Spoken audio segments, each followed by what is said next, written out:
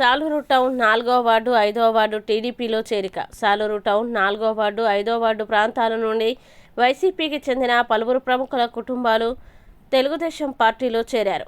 100కు పైగా కుటుంబాలు గిరిజన సంక్షేమ, స్త్రీ శిశు సంక్షేమ శాఖ మంత్రి గుమ్మడి సంధ్యారాణి గారి సమక్షంలో టీడీపీలో చేరారు.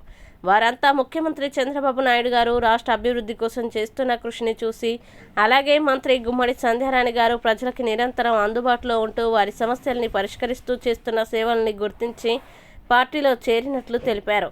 ఈ సందర్భంగా మంత్రి గారు వారందరికీ టీడీపీ కండువాలు కప్పి పార్టీలోకి సాదరంగా ఆహ్వానం పలికారు.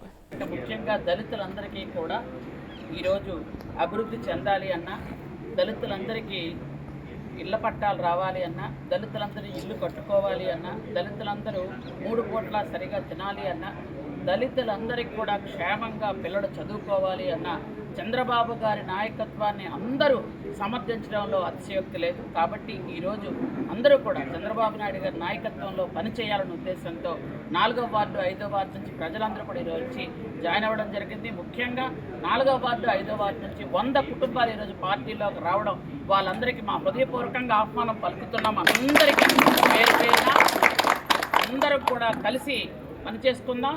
అందరికీ కష్టకాల్లో మేము తోడుగా ఉంటాం. మీ అందరికీ ఎటువంటి సమస్యలు వచ్చినా, ఎప్పుడు ఏ సమస్య వచ్చినా మేము అందుబాటులో ఉంటామని ఈ సభాముఖంగా మీ అందరికీ తెలియజేసుకుంటూ, ఈరోజు వచ్చేసిన మీ అందరికీ పార్టీ పరంగా ముఖ్యంగా మహిళలు పెద్ద ఎత్తున వచ్చారు.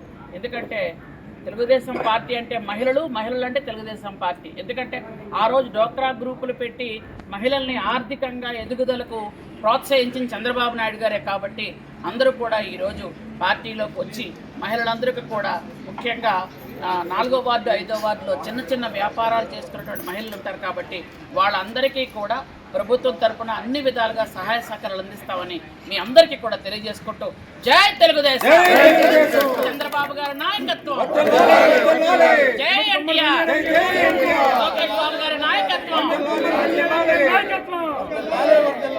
గుమ్మడి సంధ్యారాణి గారి నాయకత్వం, తెలుగుదేశం.